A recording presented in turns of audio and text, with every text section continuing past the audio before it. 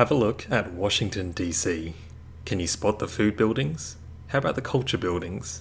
You know what? Let me know if you can identify any of these buildings whatsoever. And how about now?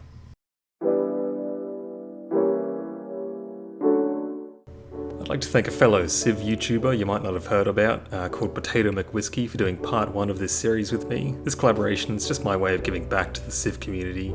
Highlighting small content creators is something I've always been passionate about, so make sure you go and subscribe to him. He's just starting out, so we'd really appreciate it. But moving on, this is going to be a quick one. I'd like to talk about one of my biggest gripes with Civ 7, and that is the readability of the cities, because this is an area of the game that has probably taken the biggest hit from 6 to 7. Although the overall art style of the world of Civ 7 is incredible, the actual buildings in your cities, although very detailed, don't really give anything away as to what they actually do. Take a look at Civ 6. It's almost a little hard on the eyes after playing so much Civ 7, but you can take any screenshot of Civ 6 and after only a couple games, instantly understand exactly what each city's got going on. Very nice, very readable.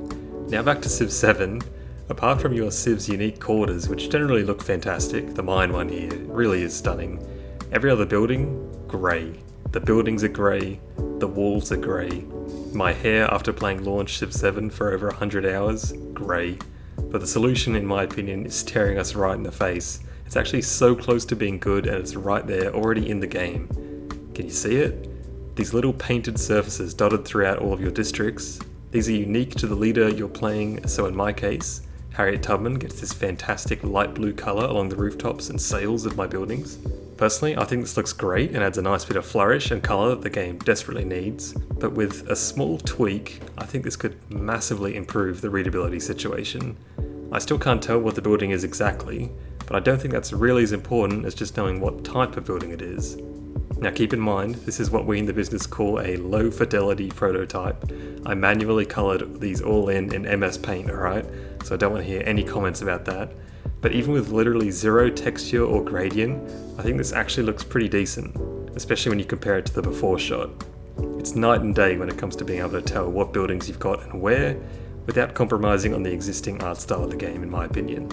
Granted, the production icon being predominantly grey in this game doesn't help my case, but you get the point.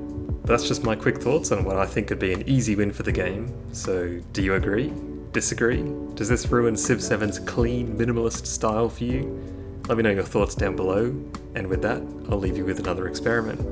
In Wak Kabnal, there are 2 districts with gold-generating buildings. Can you tell me where they are? How about now? Thanks for watching.